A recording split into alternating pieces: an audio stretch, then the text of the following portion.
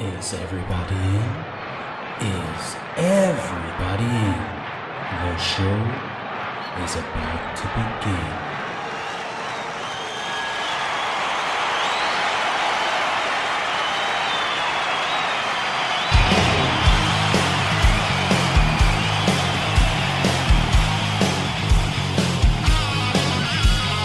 Welcome to the podcast, conscience that made us.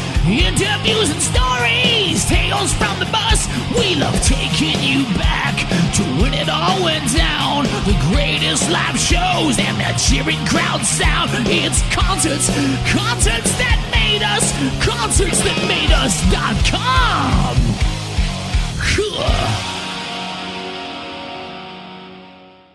Hi, this is Andromeda. This is Kristös. This is Teröid. And we are and you're listening to Concerts That Made Us.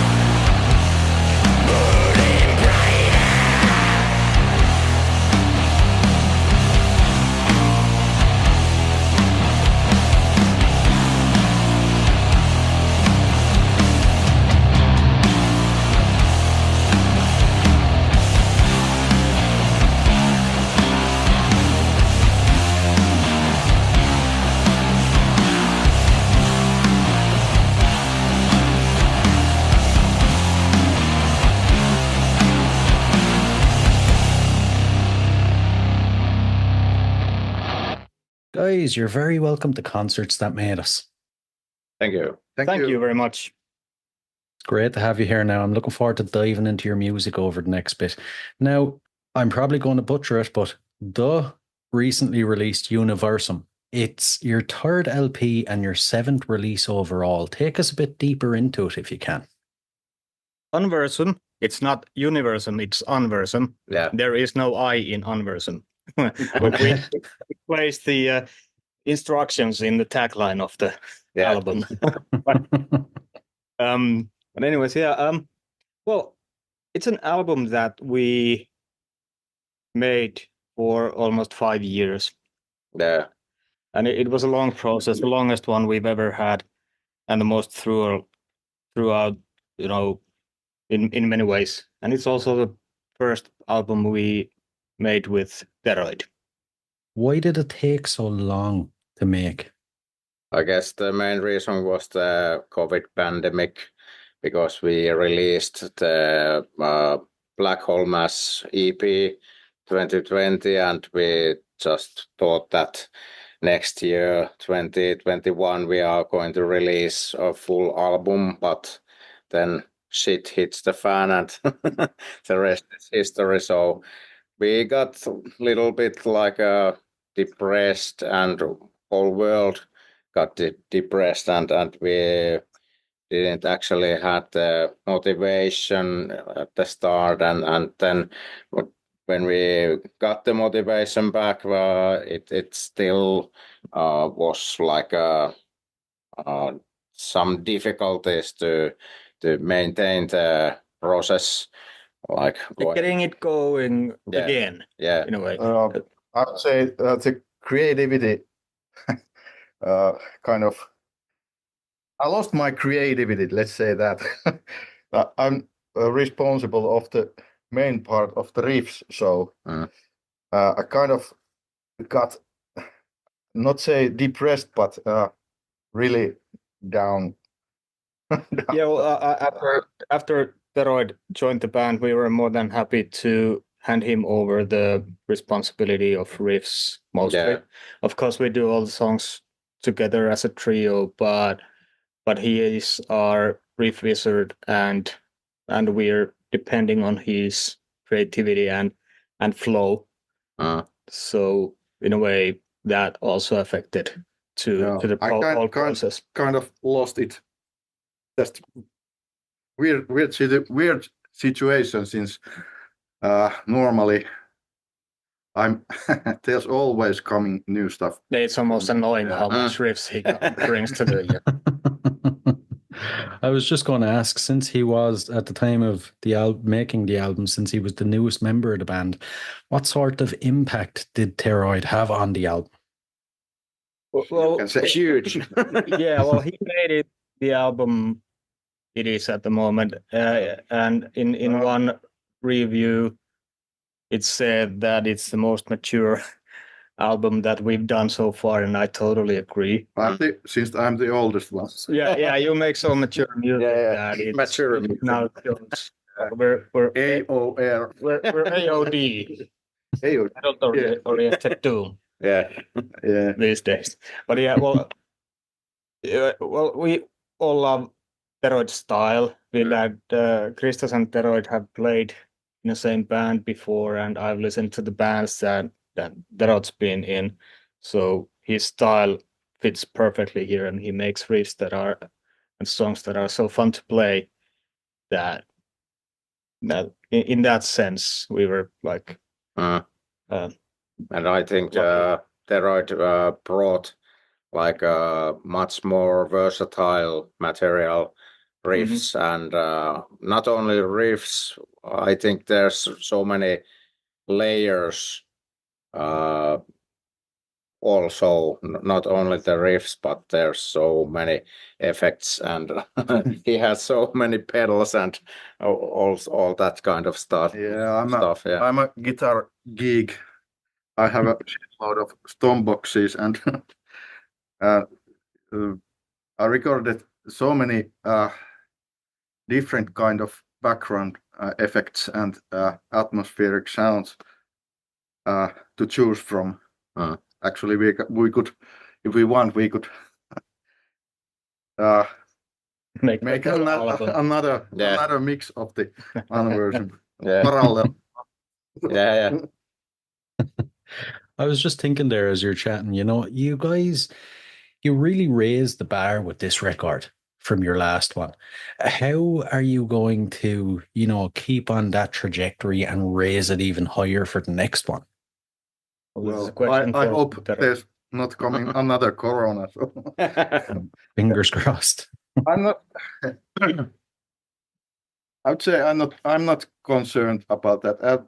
I don't actually think about things like that when I write stuff. So it just comes from me naturally. Yeah. And if it works, it works. As long as it's fun. Yeah, I don't. We just play the song. Create. So sorry. You mean Frostbites? The old song. No. Okay. Yeah. Sorry, my English is very rusty now. No worries. You can't see it, but he's drinking his first beer. Hey, you sure it's the first? But I think we don't think raising the bar all the time.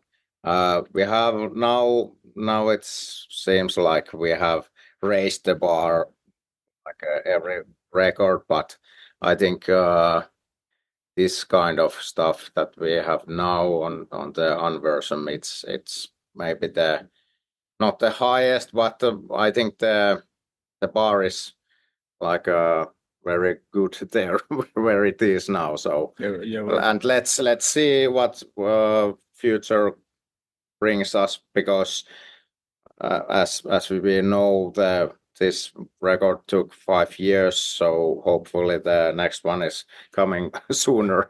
So the process will be different also. Yeah. I getcha. It's good to hear that you've finally found your groove, though, and you're in a place where you're happy. And when it came to recording and production, is there any challenges or maybe memorable moments that you can share with us? Well, with Unversum, we paid more attention to pre-production and production than ever before. Of course, we've done our albums and EPs carefully and with huge love, but this time we actually thought about the songs, the structures, the sounds, the details, and all that stuff.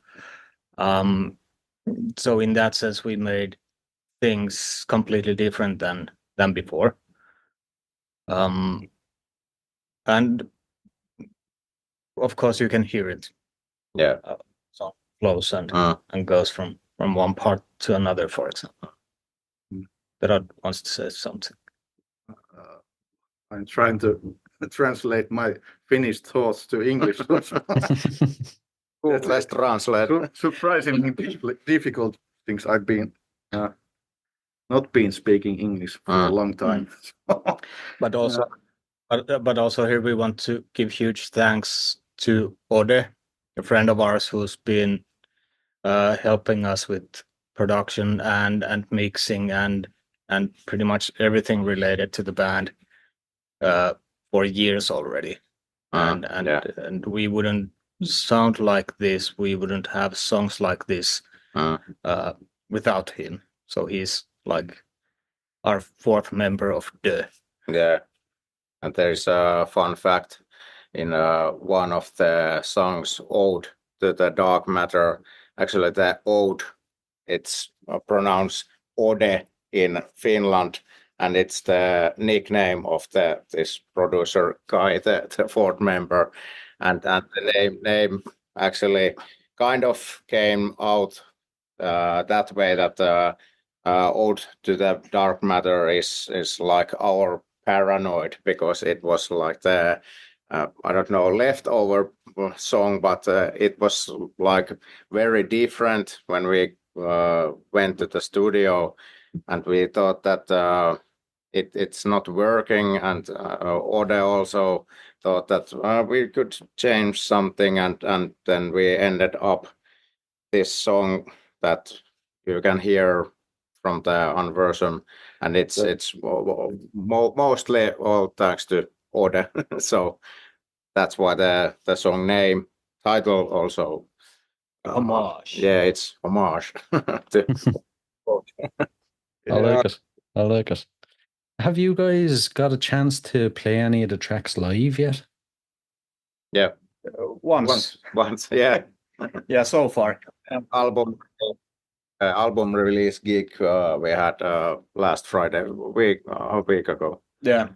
And yeah, it was a bit, terrifying in a way, because we realized right before the gig that last time we played live was like January Yeah. of this year.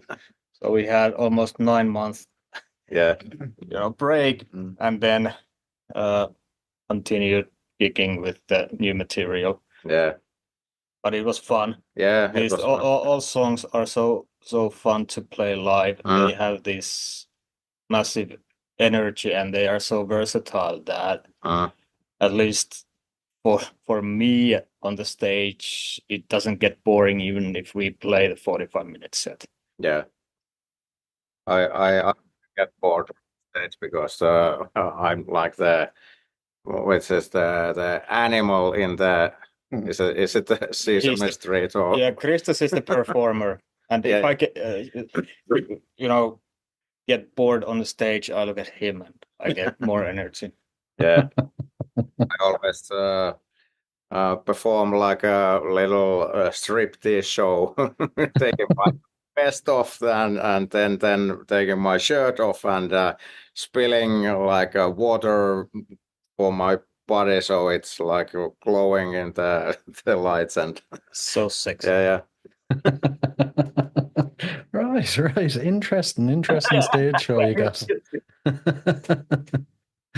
And something, before we move on, something that intrigues me is I keep coming across that you call yourselves worshippers of the cosmos. Tell us more about it and how it impacts the band.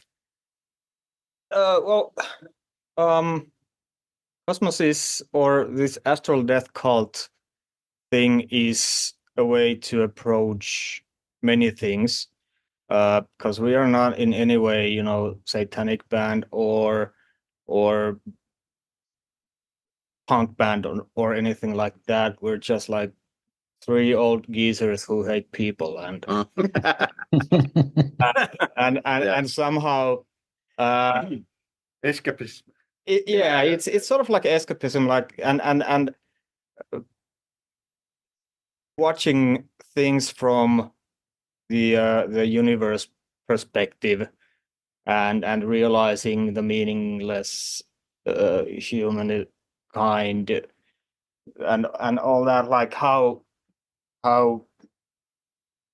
useless these ego tripping politicians are and all that stuff. That's like our way to accept that, but also criticize that. That just like the whole point of astral death cult thing is to remind us that we are nothing. In a way. Universe is indifferent. Yeah. Exactly. Yeah, we are surrounded by so huge forces that we can't even comprehend, and that is like overwhelming and also humbling, and that is where we draw our dark energy. Yeah, I've been always been interested in space and in astronomy and stuff. I read some books and stuff like that. I like it. Sounds fascinating. I'd actually love to dive deeper into it myself and find out a bit more.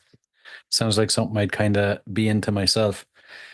And the podcast is called Concerts That Made Us. So I have to ask you some concert related questions. First off, as a concert goer, what concerts would you say have made you?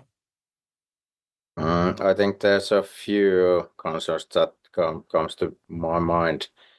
One, I can start with this. One time we were on the Baltics with our friend band Black Royal, and it was in Lithuania, one concert place, and we are a small marginal band, but still the house was full, like, I don't know, couple of hundreds of people, and they have, I think they have never like listened to us or heard us before, but there was like a riot in the in the venue. So it was like and we have like with this Black Royal friend band, we have this kind of um how would you say, like we like to, like if we are performing on stage, then the Black Royal guys comes to the stage also, bring us to shots or beer or something, and we are like taking jokes from each other, and so the Lithuanian gig was also that kind of, and it was one of my gigs that I remember very, very well. There's so many. Yeah. One memorable moment was in Turku, called Ruisrock. There were Hawkwind were playing, and the same festival Motorhead was also playing. And there came this historical moment when Lemmy joined Hawkwind on the stage. That was huge experience. So that was in the 2000 and something. I don't remember, but that was one of the most remarkable able moments. Sip some more beer. I'm trying to be more relaxed now. Well, for me, it was Pantera in Helsinki when they were on their Vulgar Display of Power release tour, I guess. Teenager in the Pit. That was fun. Yes, also Tool gigs. I have seen them twice in Finland. They were awesome. One gig that besides my own gig that I remember very well was when I Hate God was in Finland at the first time, and when I started to listen I Hate God like early 90s, I never thought that they would ever come to Finland. So it was surprised that they came, and the venue and the promoters that were like responsible of that gig, they didn't know that also in Finland there is a very like eager and crazy fan base for I Hate God, and the gig was like I don't know, it was also a riot, but like many times much more than the gig that I told you about, our gig. So it was very like a memorable gig for me, because I remember one detail that Mike Williams, then they were using drugs, very like many kinds of heroin and stuff, and I think he was like, I don't know what he were taking, but he was, we are holding him that he wouldn't like drop from the stage to the the audience, and it was like oh my god, I'm holding Mike Williams here. Oh man. And for any listeners that, maybe in the States or in Europe, what is the music scene like in Finland? What's your local music scene like? As a geezer, Uh, I think it's vibrant, and there's still new bands playing doom and stoner coming. Not that many, I think, that few years ago. they come and go. Yeah, there are like dozen of household names, and then smaller ones, and then few upcoming. But all in all, like doom and stoner is quite niche genre in Finland. Even though we are considered to be a metal nation, there is so many more types of metal than that metal. rule the media and Like that people listen Nightwish to. and stuff like that. Yeah, so we're even though we're kind of metal, we're not that metal in Finland. I getcha. And the moment we're all waiting for, your own gigs. Out of all the gigs you've played, is there one that sits above the rest? You know, it just couldn't have got any better. Well, yeah. Well, Ville mentioned the one in Baltics, but I don't know, the most like the best experience I've had was Soul Crusher Festival in 2019 when we released Astral Death Cult album and got to play there on a quite short notice. And in Netherlands, everything was like so well set up. The venue was like so professional and awesome, and the stage was like nothing that we've ever experienced, and the room was packed. People couldn't get in when we were playing. So for me, that is something that I would like to experience more. Yeah. I think that's the highest that we have got so far, if you like to think it like that way. But I have one gig that also for the Lithuanian gig, but we had here in Helsinki a festival called Desert Hell, and it was like we got there like we didn't supposed to be there playing at first, but we one Russian band got like got off because the war in Ukraine, so they didn't want that Russian band came over, so we got like their place. So and it was the like the before Lucifer band, and it was like a perfect slot for us because the house was full, and there was like a that kind of audience that we always hope to have in and also everything was professionally like arranged, and that's so yeah. And that was the same venue where we played for a few people Yeah. 3 or 4 years before that event, and there was a fire alarm Yeah. during our gig. Yeah. So, All the bar was like emptied, and we waited like half an hour in the outside, and then came back and continued to play with a couple of guys in the audience. It's funny you should mention that because the next question is a bit of a fun one. We'll switch it around. Out of all the gigs you've played, the worst gig, you know, everything went wrong, and how did you overcome it? I'll let Will. I don't know. It wasn't even that fire alarm. I think it was one in Tallinn Yeah. in Rockstars after. Well, did we have 1 or 2 gigs before that in Baltics? But Yeah.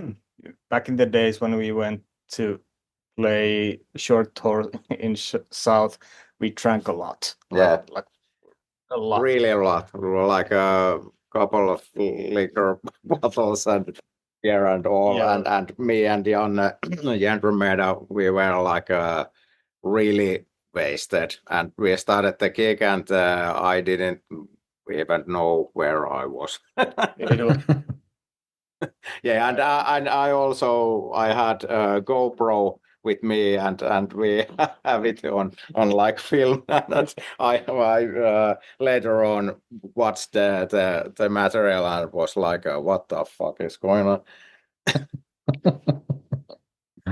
that was and we learned from that. Yeah, that was like the bottom of one beer left. Yeah, one beer left. 1 minute. Yeah. Oh man, that's crazy. Crazy. And these days, when it comes to showtime, your pre-show and your post-show, how do you psych yourself up beforehand? And then afterwards, how do you like to wind down? I don't know. We might have some sort of rituals these days that at least when we play outside Helsinki, we tend to take a nice Airbnb Yeah. close to the venue Yeah. and buy some food, Yeah. chill out there before we need to be on the venue or after sound check if we have time. Like just winding down Yeah. as much as we can. And now when we're Watching stupid TV shows. yeah, that's also our like day after ritual to Yeah. watch like reality TV before we need to Yeah. leave the place. But otherwise, I think we now have pretty cool intro track that we're playing when we're opening our set or starting our set, and that is at least for me something that now takes me to the dark place I want to be when I'm playing. Takes you to the Unversum. Yeah, and all that, and we all wear vests, and I wear the same shoes and jeans and hat. I can smell it. Yeah.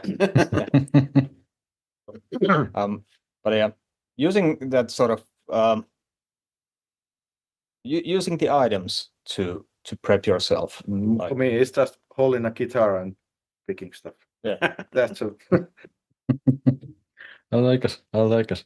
Now, before we dive into the last couple of questions, then, future plans set in stone? Any upcoming gigs or anything you can share with us? Yeah, upcoming gigs. There's like more gigs than ever. We haven't been ever like a really hard like performing band that we don't like to be performing every weekend or so, but now in this fall we have like I don't know, 7 gigs maybe. 7, Yeah. 8 before Christmas. Yeah, 7 to 8 before Christmas, and it's a lot for us. So we this is a good situation in that wise that we have now finally got out the Unversum material, and we are liking to play it, and it's fun that we have so many gigs, shows coming up. So it's really into a stick to go on these shows. Yeah.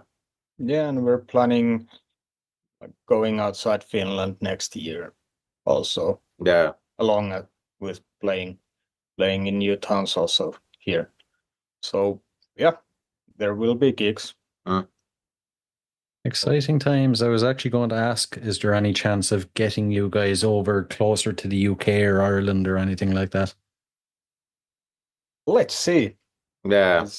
Nothing is impossible. It's like we are a DIY band, so arranging those tours is always pain in the ass.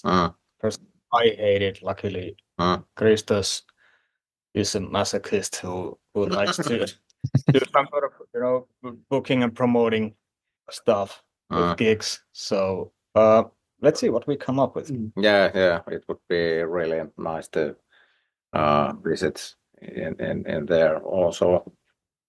Yeah. Absolutely. Right, we'll dive into the last couple of questions then. There are a couple of fun random ones.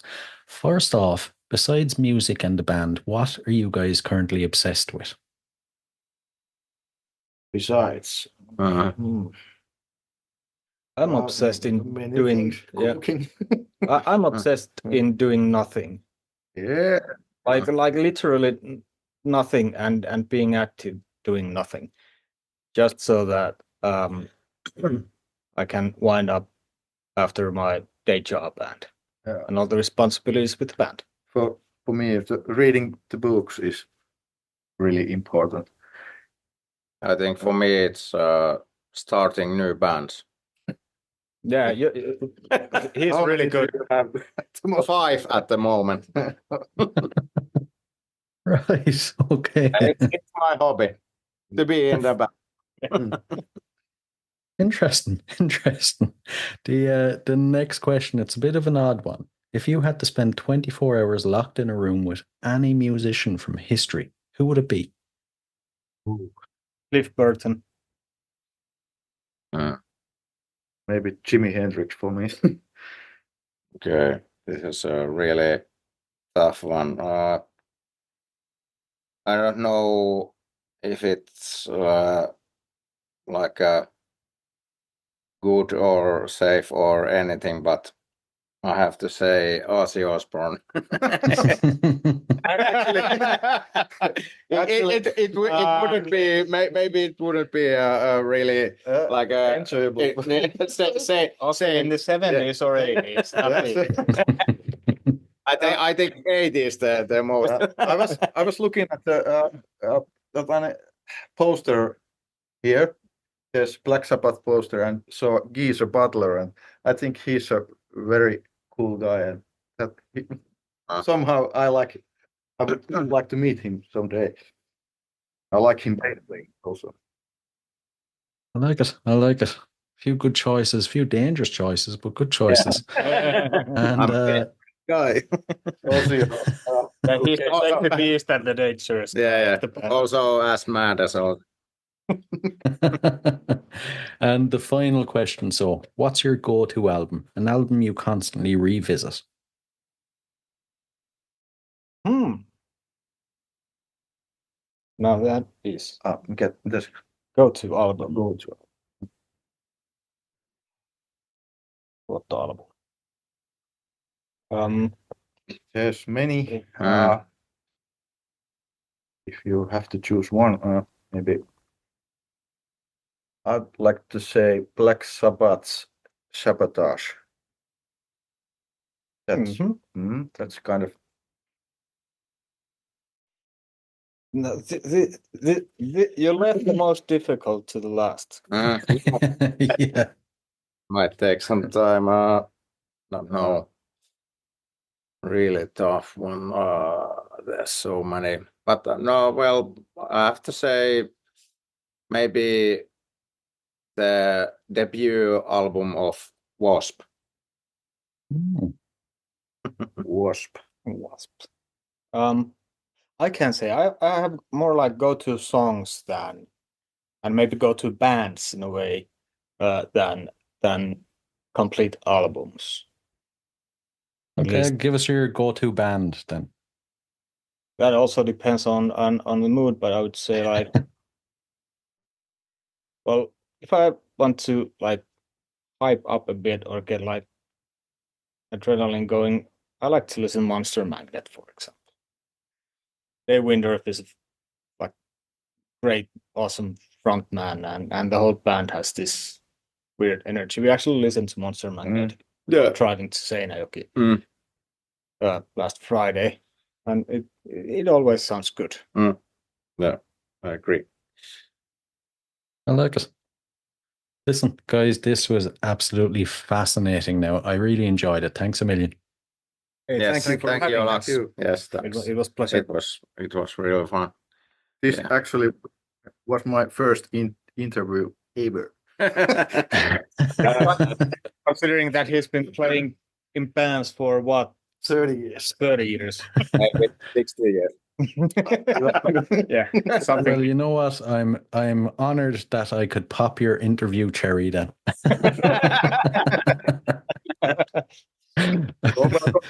You now have a special relationship. Yeah.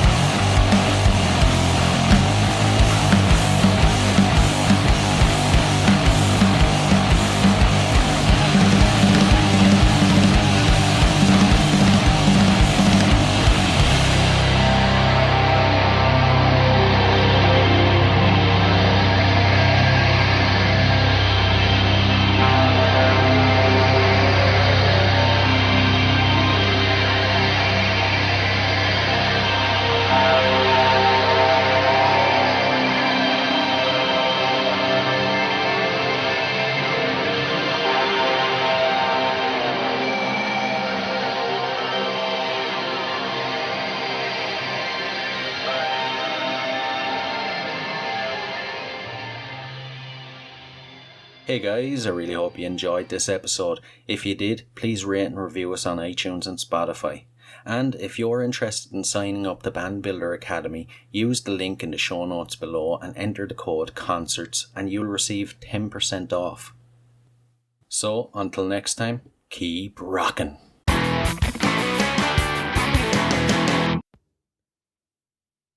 Hey, what are you guys still doing here? The show's over. It's over. You can go home. Go on. We'll see you next time. We'll be here.